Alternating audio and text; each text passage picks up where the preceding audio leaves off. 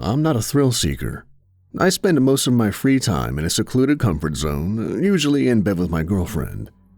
Having someone to love and hold is the only thing that doesn't make me feel cold anymore. I'm grateful for it. Truly, I am. Sleep has never been so good for me, and I can't imagine it ever will be if I lose this. Yet, there's no escaping some things. Not for me, anyway. There are nights I wake up and remember it so clearly that I think, just for a moment, I returned to that place beneath the ice. I can imagine the concrete ground, the thin walls, and the cold steel beams. I can still hear the straining ceiling and the distant ruptures. I can only really make sense if I start at the beginning. 4 years ago, I went to the North Pole with a friend of mine, whom we'll call Jake. Jake was the thrill seeker. He had the personality, not so much the funds, to pursue the next big thrill. Whenever he had enough cash to fund his latest impulse, he would spend it. It was no surprise to me or anyone who knew him that his relationships were often short-lived. He was attracted to the same kind of people, but impulsive people rarely hold on to their values. He was cheated on many times, and before you feel sorry for him, he cheated on women many times. Eventually, it reached a point where his friends could be counted on one hand. Against my better judgment, I was one of those friends. He called me up one day to tell me about this big opportunity to see polar bears in northern Canada. I was interested. Spending all my life in England, I never went further in this world than Scotland, which turned out to be as equally miserable as the big city I was living in. I had free days I wanted to take advantage of, and my life just felt like it was going nowhere. In short, I was feeling weak and impulsive. It didn't take much convincing for me to bite the bullet. Jake screwed up most of his life, but at least he had some good photos to show for it. I needed something like that to look back on, even if it filled me with regret. Screw it, I said as I FaceTimed him. Let's go see some polar bears. Hell yeah, Jake said. We leave tomorrow. What? I need to get tickets. All covered. A guy I met will fly us there. Only a small stop in Greenland. Then we'll bounce to Canada. Or skip, whatever. Pack warm, but pack light. Ah, shit, I think I have some clean clothes. When will you pick me up? About 2 in the morning, Jake said, as if that didn't make my heart drop already. Plane leaves at 3:30, so yeah. Taking the cheap, easy route isn't always legal. The less said about the flight arrangements, the better. I just trusted the fact that nobody would check our passports when we arrived. And luckily, they didn't. I guess if you know people, there are a lot of things that are never checked or recorded. One thing I knew for sure, I would be going back the usual way. The plane we were in was like a small mail plane, just boxes of envelopes and hard cases. It was also cold, no proper insulation, no proper seats. We spent our flight shaking in blankets that Jake's friends gave us. Once off the plane, we were guided through the small airport until we made it into the town itself, free and ready to find transport to our first destination. I let Jake guide me the whole way, and I'll say this much. He knew how to make it look like it was all planned. We found a nice place to stay, we saw the polar bears, and we saw beautiful mountains and forests. I guess I never really knew anything about Canada. I just imagined cold, gray cities with cold, gray people. Nah, that's Eastern Europe. Canada's great. Good food, friendly people, beautiful country. If you go to the right places. Speaking of which, I said, as I looked through the photos, I took a look at the polar bear reserve. Where to after this? I have 2 more free days until I have to go back to work. You can't call in sick after that. There's still time to warm up in Mexico, mi amigo. Jake, por favor, no more sketchy flights. Let's just make the most of tomorrow, then let's head home, okay? There's nothing really in range, you know? I mean, we could try ice fishing in this cabin my old girlfriend has. Better still. We can rent some snowboards, go to the... I'll take the ice fishing, thank you. It was chaos. Not being locals, we didn't pay attention to warning signs or the news. We rented a truck with these chains wrapped around the tires and started our journey towards the cabin.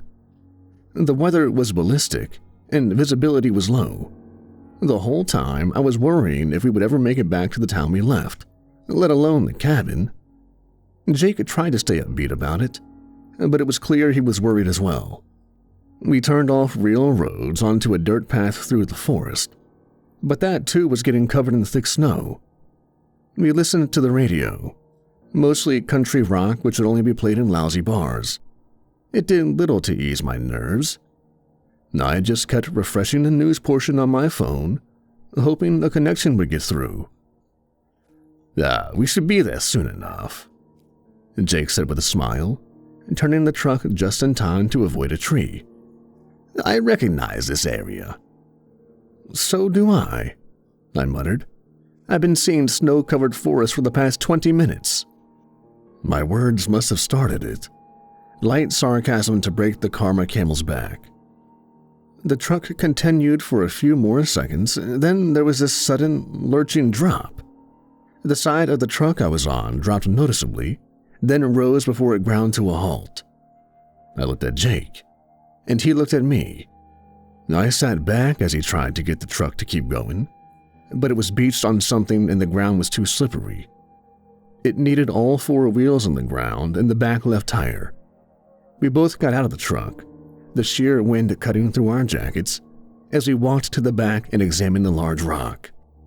It was jagged, its point pressing against the frame, but not by much. Just need a little lift and it'll get off, I said. A careful lift, Jake clarified. I didn't pay the insurance. Why do you care? You didn't show them any ID and paid in cash. I actually did show them my ID. It was necessary, you know. Jake looked at me nervously. My face felt that much colder. What happened to not leaving a paper trail? I questioned him. There wasn't any time to shout at him. We had to get the truck off the rock.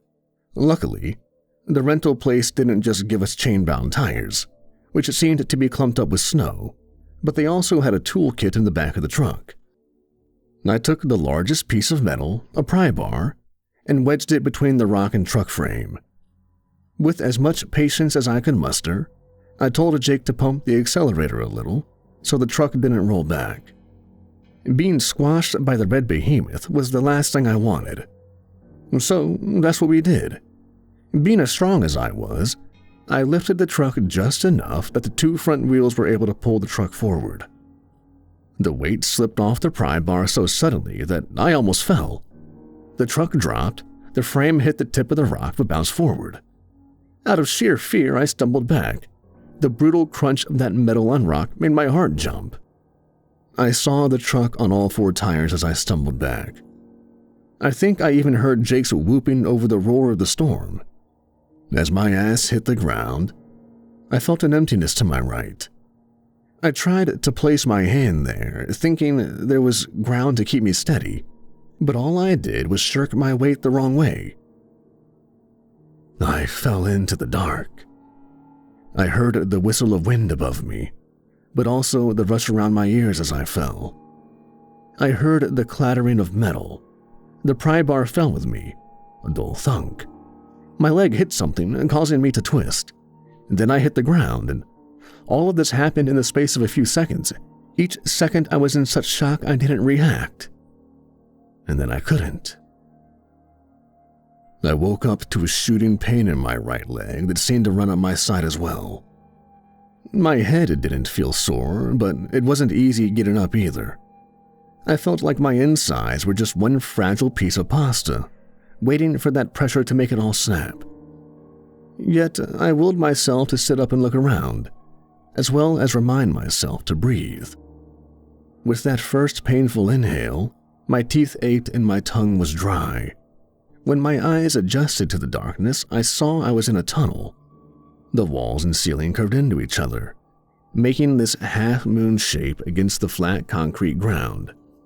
Steel struts added to the support and separated the rooms that diverged away from the tunnel I was in. I saw lights far ahead, a glowing speck in the distance.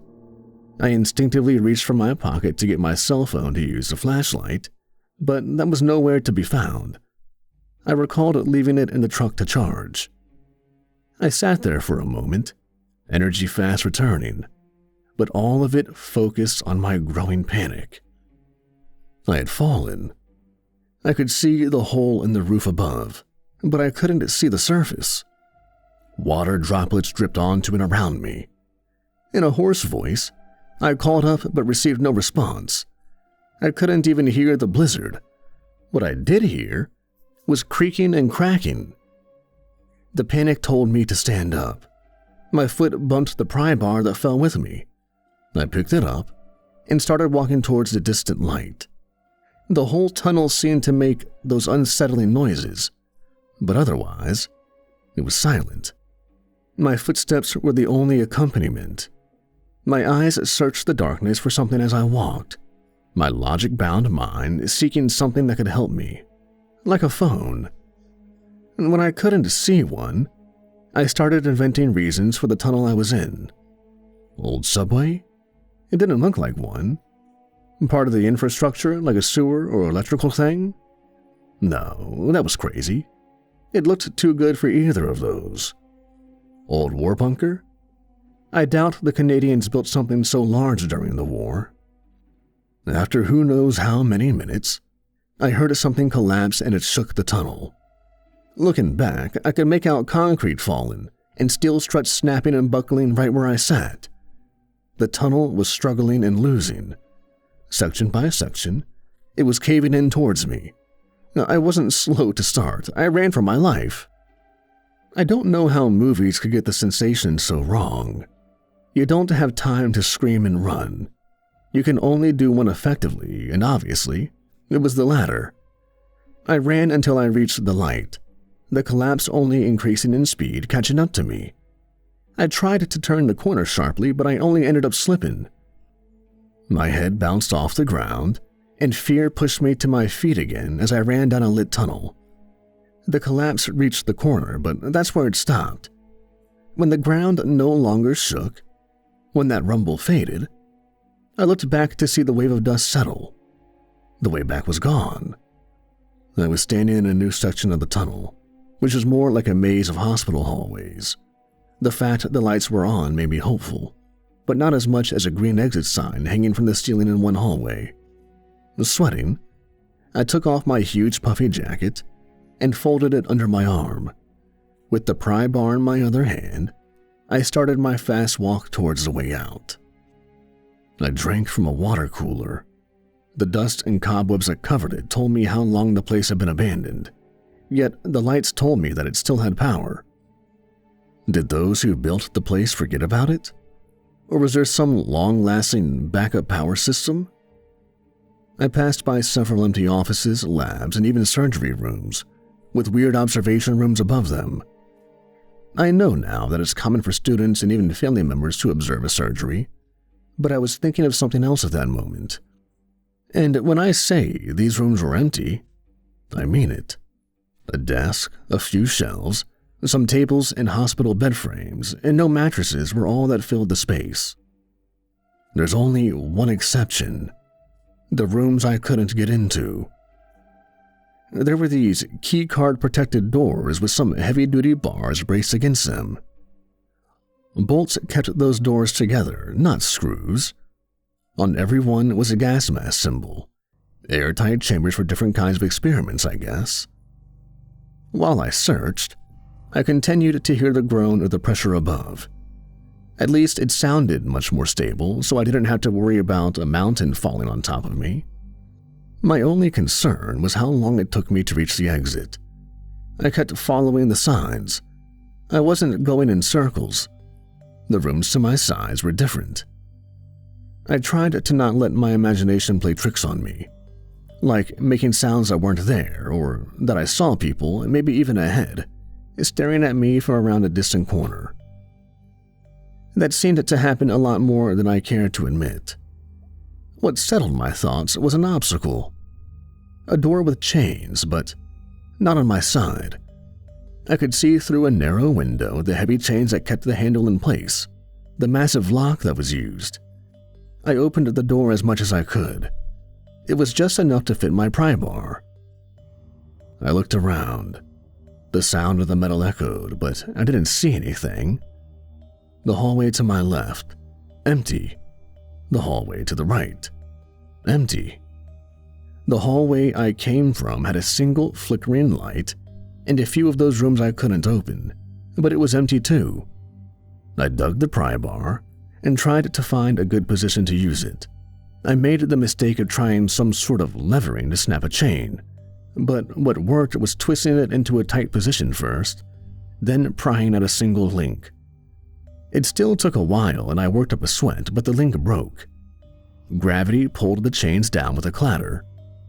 I pulled the door open and stepped into a stairwell. I was at the top. The exit sign was pointing down. No. I remembered the word escaping my lips. That was the first thing that didn't make sense to me. Why would the exit be deeper into the facility? I didn't think about it for too long. It was still the only way I could see, so I took it. I started my journey down the steps. I passed several keycard protected doors on my way down, nothing that I could open. With each one I saw, I was afraid that the exit would be behind another keycard protected door. My descent was gradual enough that I could let those worries slip to the back of my mind. I'd say it was close to 50 levels below where I started when the lights turned off. I didn't notice the hum of the facility until it stopped. In darkness, I had to use the glow-in-the-dark strips on the ground and walls to keep me from stumbling. I could still see the keycard-protected doors, their card reader screens still running on some kind of backup power because they were lit even then. I was approaching one where I saw the screen shift for a brief second to a green tone before going black. Before power ran out completely, a mechanical sound could be heard, and there was a sound of the seal around the door being broken. The door shifted open slightly as the seal broke, but went no further. My heart was pounding. The room appeared so much darker, the yellow gas mask symbol looking a lot more threatening. I became painfully aware of how loud my steps were when I heard something shift beyond the door. My mouth was open. My breath halted right at the start of my throat. I didn't want to be found. I didn't want to be heard. I didn't feel alone anymore. My jacket made a sound I didn't like, so I put it down, abandoning it completely. While I was kneeling, I also took off my shoes and continued forward in socks. I held my shoes in my left hand, while my right hand held the pry bar like a club. I passed several more doors, some regular but locked. I didn't reach the bottom before I found a door with a green exit sign above it, the words themselves glowing in the dark. I looked through the vertical window and saw a glimmer of light. I reached for the handle and pulled it open. No locks. I stepped into a subway system, although a lot smaller. There was no mistaking what I was looking at. A train, a tunnel, and even the crappy tiles that covered most subway walls and pillars. The train sat there, empty, with the doors open, but its lights were on. I breathed a sigh. Click. It was the smallest sound, the sound of a door being pushed just a little before the frame stopped it. I turned around to look at the door, more specifically, the window in the middle of it. A face pressed against the glass, too dark to identify even with the lights from the train. Yet I could see its eyes, and those eyes told me that it wasn't human. Reflective, like some kind of predator. Those eyes were glossy, yet murky. They reminded me of the eyes of a fish. I took one step back, my breathing halted by shock now. I whined as I coughed to breathe. My body never struggled that much to function since I was a kid. It got a lot worse when the creature hit the door. It wanted to get through. I count myself as one of the luckiest guys in history because the door was one of those push-pull doors. The sound of his strikes grew louder, encouraging me to move faster as I ran towards the train. Once inside, I saw that the seats and everything were bare minimum. Public transport looked better than what I was standing in. I ignored the fact that it reminded me of the plane I shivered in to get into Canada and just ran towards the controls at the front. The driver's seat was a basic metal chair with a set of flick-button controls, levers, and a number system I didn't understand. I played with the dial and the number changed, counting up and down, the lowest being 5 and the highest being 55. I was panicking, my hand dancing above the controls, not sure what to do. I heard something breaking. I don't know if it was the door or the frame it was attached to. I just knew that whatever was beyond it was out. I saw a button with the door symbols. I pushed it and watched the train door shut. The soft sound of the rubber seals meeting was comforting, but not the sound of fleshy thumps hitting the doors. I turned back to the controls, scanning them again, then noticing a paper stuck to the wall. It was an information stick, mostly torn and rubbed away. I saw rows and scratched out names and numbers. Only one remained, a set of numbers saying 45. It was all I had, so I trusted my life to it. I played with the dial until the number said 45. I then started pulling levers and pushing buttons. I found more buttons on the side of the panel as well. I was cautious about some, but the sound of glass breaking pushed me to take a chance on them. The train hummed to life and then lurched forward, and when I turned around, I saw the door closest to me shaking and being slowly pried open. I dropped my shoes and approached it with the pry bar, hands curled around the inside of the sliding doors, if they could be called hands. It was like a pair of talons, 2 dark bone-like hooks for fingers. With the realization that I was going to die if I didn't do something, I lifted the pry bar and started beating on the claws. I heard a bird-like scream. It reminded me of an eagle. It was being drowned out by the sound of the train's grinding wheels. The train sounded like it was struggling. I didn't have time to address it. The door opened a little wider and an entire arm thrust inside and reached for me. One of the claws scratched the back of my hand. It was trying to grab for me, and hitting it with the pry bar didn't work. I shifted the position of my hand and brought the jagged part down towards his forearm. The metal wasn't razor sharp, but still sharp enough to break the scaled skin of the creature. The screeching scream was much louder, and it withdrew its arm. I turned back to the controls, trying to make sense of why the train wasn't going any faster. I then noticed a lever that wasn't all the way up. Pushing it, I noticed it was the brake lever and the train sped up. I heard thumps all along the train going towards the back and small screams all the way. I tried catching my breath. The only sounds I heard were that of the train charging onward. I looked back at the controls and saw that small metal slide shifted into place, locking levers and hiding buttons. A digital screen above the dial lit up with the words, "Destination set." I sat down on the ground and everything hit me at once. I yelled to let it all out until I was left with small cries that bubbled up with my breathing. I just felt tiny. I was tired, hungry and sore. Those small cries were my only relief. It was a long train ride, a few days. I found a trash box at the end of the train, which contained mostly little, but I found a couple of bottles that still had water and still soda in them.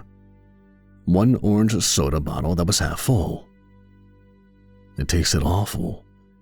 It made me feel sick, but I was desperate. I tried stopping, but it was impossible. I would break the controls before I got them to do what I wanted. I could wait and hope that I was still alive when it stopped. When it finally did, I didn't dare touch any other controls other than the one that opened the doors. I stepped out and saw what appeared to be the same station I left days before. I approached a push-pull door. Pushing it open, I saw a set of stairs. I climbed them, not seeing any sealed doors. I kept going to the top, following a dark hallway, until I came to a set of doors locked with chains. I used the pry bar, the end of which was stained with a black gunk, to break a link. More hallways, more doors, and a feeling of dread settling into my stomach. But I breathed what had to be fresh air. I had climbed another set of stairs, then a ladder, finally opening some kind of trap door that was left ajar. My hands touched sand, dry grass, and rocks, but mostly sand. I climbed out into an open desert, the night sky practically shining compared to the dark I had to trudge through. I saw a distant car driving away, a road. I walked towards it. I walked and walked until I was following the road. I woke up in the bed I sleep in now. A woman, a brother, and her mother found me on the side. A true, honest, loving family that nursed me to health, and I didn't understand a word they said. They spoke Spanish. I was in Mexico. The train took me to Mexico. No wonder it took so many days. And here I have remained for the past 4 years. I learned the language, mostly from the woman who found me. We grew close enough to make me want to stay instead of returning home. Then, so close that I never wanted to leave. I contacted Jake sometime and told him I was still alive. He visited me to make sure. Technically, I shouldn't be here, but I shouldn't have been in Canada, the Arctic, or that underground facility either. I'm happy here. I'm happier than I was in dreary England, although I do sometimes miss it. I'm leaving this experience with you. Maybe with it out there, someone else can take it off of me.